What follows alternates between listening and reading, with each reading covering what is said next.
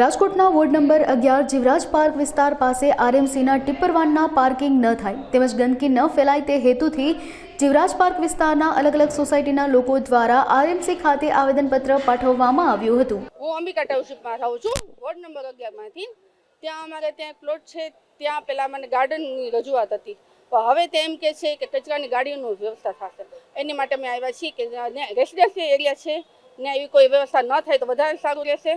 બસ અમારું એ જ નિવેદન છે કે અમને લોકોને રજૂઆત કચરાની ગાડી ત્યાં આવે તો જેને કરીને ગંદકીવાળો વધારે થાય છે। રેસિડેન્શિયલ એરિયામાં નાના છોકરાઓને બધા હોય છે તે થોડુંક પ્રોબ્લેમ પડે, અને જો રજૂઆત માને તો વધારે। મારું નામ જયદીપ ક્યાડા છે, વોર્ડ નંબર 11 અંબિકા ટાઉનશીપમાંથી અમે આવીએ છીએ। અમારા સોસાયટીની સામે મહાદેવનું મંદિર છે, એ મંદિરની બાજુમાં જે ખાલી પ્લોટ પડેલો છે તેમાં અત્યાર સુધી ત્યાં ગાર્ડન ફાળવેલું હતું।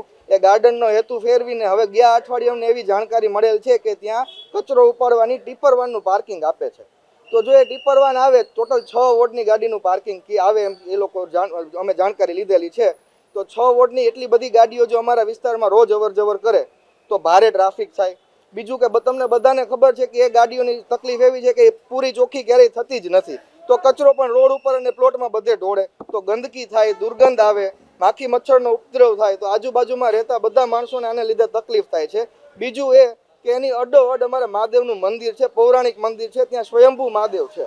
જો એની બાજુમાં આવી રીતની કચરાના ગાડીની પાર્કિંગ કરવામાં આવે તો બધાની ધાર્મિક ભાવનાને પણ આઘાત પહોંચે છે। તો અમે અહીંયા મેયરશ્રીને, ડેપ્યુટી મેયરશ્રીને, કમિશનરશ્રીને, સ્ટેન્ડિંગ કમિટીના ચેરમેનશ્રીને અને અમારા વોર્ડના કોર્પોરેટર લીલુબેન જાદવ જે શાસક પક્ષના નેતા પણ છે એમને મળીને અમે આવેદન આપવા માટે આવેલા છીએ। તો કોર્પોરેશનની સોશિયલ ઇન્ફ્રાસ્ટ્રક્ચરનો પ્લોટ છે, એમને રજૂઆત કરેલી છે। ત્યાં અમારા કોર્પોરેટર છે ભારતીબેન ફર્નાન્ડીસભાઈ પાડલિયા, પછી વિનુભાઈ સોરઠિયા અને રાણાભાઈ સાગઠિયા, ત્રણેયને અમે મળી લીધેલું છે। એમને પણ આવી રીતે આવેદન આપેલા છે। સવારમાં એમને પહેલા આવેદન આપી દીધેલા છે, બાકીના આવેદન આપવા માટે અમે અહીંયા આવેલા છીએ। એણે એવું નથી કીધું કે કોર્પોરેશન જાઓ, અમે ફોરવર્ડ કરી દેશું આ માહિતી, છતાં તમારે એક લેખિત આવેદન આપવું હોય તો તમે ત્યાં જઈ શકો।